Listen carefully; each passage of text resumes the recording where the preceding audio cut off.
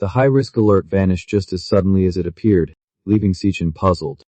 He could not help but wonder if high-grade monsters could actually exist inside a D-rank lair. Meanwhile, Chen and Palace began pushing deeper into the forest, the tension thickening around them. From a distant cliff, the three judges watched closely. Ku noted the dense fog, and Sato warned them to keep their eyes locked on the students. Suddenly, a monstrous creature burst from the earth right behind them. The poison-nest ant archer. Without hesitation, Palace drew his blade and charged straight at the beast. Sato praised his swift reaction but reminded that wild dungeon monsters were far more ferocious and deadly than those at school. The creature whipped its tail and launched a barrage of green venomous projectiles at Palace. With lightning speed, Palace slashed through every incoming shot and cleaved the monster in two before it could react. He then followed up with a devastating finishing move, Blazing Blade Rupture, driving his sword through the monster's chest and blowing it apart. The judges were impressed. Ku gave a perfect 10 for instantaneous reaction and successful deflection of ranged attacks. Yuan noted he disabled the monster by severing its venom sac, awarding full marks for battle logic. Sato gave another 10 for the decisive killing blow. Sato was not dumb. He praised Palace's movement control and finisher's surgical precision, calling it outstanding for a student against a wild D-rank creature. But then his tone shifted as he brought up the other candidate, Si Chen. According to Sato, Si Chen had not reacted at all when the monster showed up and just kept wandering around. He called it a complete failure. Cohen turned to Yuan Long, wondering what Si Chen was actually searching for. The old principal guessed he must be after something. A shortcut to score bit. Meanwhile, Chen apparently found what he was looking for. He drove his electric blade into the ground, muttering, "Found it." The moment the blade hit, a surge of electricity rippled through the ground, detonating hidden nests and sending a swarm of monsters flying into the air. The judges panicked. Ku screamed that he was poking the nest directly. Sato shouted he was crazy, that those were D-rank monsters and he was endangering everyone. Palace's eyes widened as he caught on. He is going to. Chen triggered his upgraded electric assassin mode and blazed toward the monster horde like lightning. He blurred between the creatures, slicing each one apart in the blink of an eye. When he touched down, every monster behind him was already carved in half. Talk about an absolute savage move. Sato could only stammer what. What did he just do? But according to the report, Chen was only E rank. How was he killing D rank monsters left and right? That seemed way too overpowered. Yuan asked how they could possibly give him a low score. Sato whispered they could call it reckless or his techniques too basic. Palace watched Chen's display with a sore expression, clearly irked. Outside, Cohen burst out laughing, telling Yuan Long he had called it perfectly. He exclaimed that the exam had only just begun and they were already treated to an epic showdown. He could not wait to see how Palace would respond. Then the live feed suddenly cut out, showing nothing but a no-signal warning. Yuan Long frowned, wondering why the signal was failing again. Outside the dungeon, the monitoring system reported an anomaly. Risk level fluctuations and signal interference were going haywire. The control room operator shouted in alarm, demanding to know what was happening inside the lair. Then the eerie blue light flickered out, and the portal to the dungeon vanished entirely. Wait, the entrance just disappeared. As a bizarre wave echoed through the space, Chen's face went pale. That was the voice of the Demon King of Wrath. Outside the demon cave, the entrance has vanished without a trace, leaving everyone in shock. Panic sets in as equipment signals haywire, and Gong Cheng urgently calls for reinforcements, wondering if something went wrong inside the cave. Meanwhile, inside the cave, a black-haired man searches for a white-haired companion amidst the eerie silence. Ku and Sato exchange glances, both hearing a strange, unsettling sound like music. Si Chen suddenly freezes as he recognizes it, the voice of the Demon King Rage. But that is impossible, Si Chen thinks. Rage is not supposed to appear for another 3 years. The system chimes in with cryptic steps, confirming this is no ordinary encounter. Si Chen's demon heart pulses a warning, and he senses something lurking behind him. A eerie chuckle echoes from the depths of the cave, making everyone's blood run cold. Sato squints into the thick fog, trying to make out what is moving inside. Then a monstrous figure steps out from the mist, grinning and speaking in a twisted human voice, saying he has got them hooked. Say it all, draw. This thing can talk. He quickly assesses its threat level. At least C rank upper class, way too dangerous for a D rank cave. This is seriously bad news for the examinees. Sato mutters, knowing they are outmatched. He yells for everyone to get behind him, positioning himself as a shield. But the monster is lightning fast, darting forward and slicing Sato's weapon arm in one clean move. Everyone is stunned by the beast's speed, barely registering what just happened. In the blink of an eye, it appears behind Palace and sinks its claws into his shoulder, snarling that they are all going to die here. The creature twists the blade deeper, gleefully telling them this is their grave. Gritting his teeth, Palace swings his sword and severs the monster's claw still embedded in his flesh. He follows up with a powerful kick, shoving the monster back to create some distance. Panning, Palace addresses Si Chen, explaining that the Lord attacked him first. According to priority rules, this kill belongs to me alone, so stay out of it, he declares fiercely. Si Chen activates his heart demon to scan the monster's level, finding to be C-rank middle class. But then it shifts, revealing its true rank upper class. Yuan urges Palace to get medical treatment immediately, and Taiyu suggests aborting the exam and retreating, insisting this lord is too dangerous. Palace raises a hand to his wound, healing it with a flash of light, and simply says no. Si Chen watches in disbelief as Palace uses flame to cauterize the wound and stop the bleeding. I reject the suggestion, Palace says firmly. He charges back at the monster, declaring that their fight is far from over. The monster meets his charge, and the battle resumes with renewed fury. Back outside, someone recalls that cave entrances have disappeared before, signaling high intelligence monsters inside. Whoop, the Imperial Guild leader, explains that such monsters deliberately open the entrance to lure humans in like a trap. Gong Cheng panics, asking if there is no way to reopen the entrance, and knowing Palace is still trapped inside. Wook reveals there is only one way to make the exit reappear. The people inside must kill the cave's lord. Gong Cheng breathes a sigh of relief, noting that a D-rank cave usually only has one C-rank lord, matching their average strength. But Wook shakes his head, revealing that the D-rank rating is just a disguise by the lord. From his observations, this cave is likely the culprit behind many missing awakenings they've been tracking. In truth, is an extremely high-risk B-rank cave, Wook declares, leaving Gong Cheng in shock. Inside the demon cave, Palace had been locked in a fierce battle with a massive monster, and things were not looking too good for him. But then the creature swung its claw, and he leaped into the air, dodging just in time. Seizing the moment, he slashed out, shouting that the beast's weakness was finally exposed. With a final blow, he brought the monster down, leaving the judges in absolute disbelief.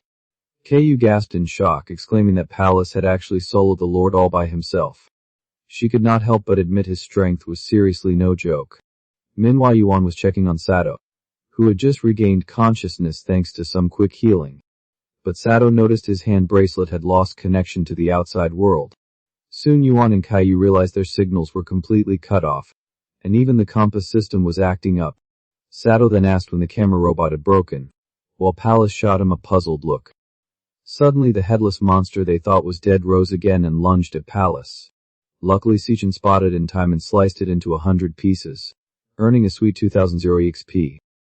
Talk about a satisfying payoff. Palace was horrified, wondering how the beast could still move after he'd cut off its head. Si Chen revealed that the monster was not the real lord at all. It had been hypnotized, allowing it to act even after death. He warned everyone to leave immediately, or they'd be the next ones hypnotized, leaving Palace baffled at how he knew all this. But Sato argued angrily, insisting the beast had to be a C-rank lord, and Si Chen was talking nonsense. Just then, Si Chen's demon heart issued a high-risk warning, detecting a truly dangerous monster nearby. A strange sound echoed through the cave, setting everyone on edge. The eerie sound wave hit the judges, and they started acting oddly, clearly under some influence. Si Chen quickly put on earphones, muttering that it was already too late. He recognized the sound wave from his past life. It was the same one Wrath had used to hypnotize and slaughter countless innocents. Back then, that wave had hypnotized and killed millions of ordinary people worldwide. He concluded that the lord of this cave was definitely connected to Wrath. Determined, he declared it was time to meet this thing face to face. Massive main character energy right there. Following the hypnotized figures deeper into the cave, Si Chen pressed on as the ominous sounds grew louder. At the cave's center, his demon heart kept blaring high-risk warnings. Something truly monstrous was close. He explained that like Wrath, this monster used alpha waves for hypnosis, but he had prepared beta wave audio to counter it. With these people defenseless and in mortal danger, he knew he had to take down the lord quickly. And then, at the heart of the cave, a hooded figure surrounded by snakes let out a sinister laugh, clearly the mastermind behind it all. A flashback hit. A young boy stood over his opponent, covered in blood, gripping a gnarled staff. Talk about a brutal childhood. His father Gonglin coldly acknowledged his victory, treating the bloody duel as just another day for an 8-year-old. The winner Palace was called up to eat, a simple reward for winning. The loser, his younger brother Gong Cheng, was forced to kneel in the darkness all night. Later Palace secretly sneaked a bun to his hungry brother, whispering for him to eat. Gong Cheng worried their father would find out and punish Palace again. But Palace just told him to shut up and eat. Their father appeared, demanding to know why the Gong family had reached its position. He answered his own question with chilling pride. Because he was always the winner. Only winners make the rules. You can only follow my rules, he declared, his voice absolute. But Palace dared to challenge him. If I win against you, will I make the rules? Gonglin just let out a soft, mocking laugh. The scene shifted to a present-day beatdown. Palace coughed blood on the ground, having challenged his father directly, only to be crushed. He demanded to know why Gonglin had used the Imperial group to attack, instead of facing him himself. Gonglin explained that his strength was not just personal power, but the power he commanded.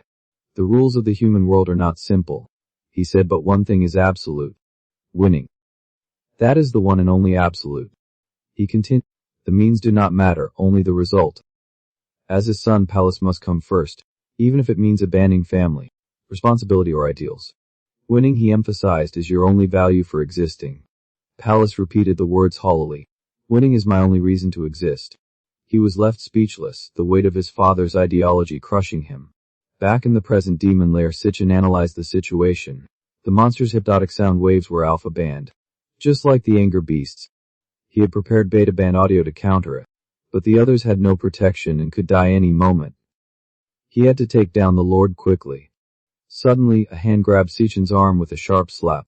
It was Palace, whispering for him to wait. Palace revealed he had also kept his sanity, using his own method by gripping his wound to stay conscious. Talk about a big brain move. He warned Si Chen that if he acted now and exposed himself, everyone would be in danger. He pointed to the eggs scattered around. If they were disturbed even without the Lord, they would face dozens of C-rank monsters. Certain death, he said. The Lord had disguised this place as a low-level cave to lure awakened ones and drain them dry. Palace suggested they stay hidden and wait for the Lord to approach, then strike together. Si Chen admitted Palace had thought it through, but said the plan would not work. The Lord does not need to fight personally. With a single thought he can make the hypnotized ones obey. They will collectively take their own lives. That is when Si Chen moved like lightning, knocking out the hypnotized people before they could harm themselves. The monster lord roared, realizing a food source had slipped through its control. From the ground, eggs mantis-like monsters burst out, forming an army of assassins. Palace knew they had to resort to emergency measures. He asked Si Chen to take the other 3 and escape the cave. I cannot beat this swarm, he admitted, but I can buy you some time. A monster lunged at Palace and he struck back, blaming himself for suggesting the extra test that led them into this mess. This is all my fault, he said. I have to end it. Si Chen interrupted. I misjudged you. But I agreed to the extra test too. This is on both of us. Si Chen stepped forward, declaring that he would handle this lord himself. But Palace quickly shut that down, insisting they could not win. He could sense the demon lord's strength far surpasses both of them combined. He estimated the creature was at least B rank, maybe even A rank. The only option was for everyone to fall back while they still could. Si Chen acknowledged the lord's strength, but pointed out the harsh reality. The dungeon gate had sealed shut, meaning the Empire Guild could not send reinforcements. Palace's eyes went wide. Wait, the demon gate is sealed. Si Chen calmly calculated that if the Lord really was A rank, its combat power would rival the Phantom Lion King at the deepest layers of the abyss. Suddenly a mantis-like monster lunged straight at Si Chen, screeching furiously. He blocked the attack with a crackling electric dagger. Sparks. But a second creature simultaneously dove in from the other side. Palace shouted a warning, then swiftly cut down one of the monsters before it could land a hit. The swarm of mantis demons went berserk, all of them ganging up on Si Chen and Palace. Palace gritted his teeth, knowing they could not hold out forever against such a relentless horde. Then Si Chen summoned his signature skill, Lightning Assassin, forming multiple electric arrows that crackled in his hands.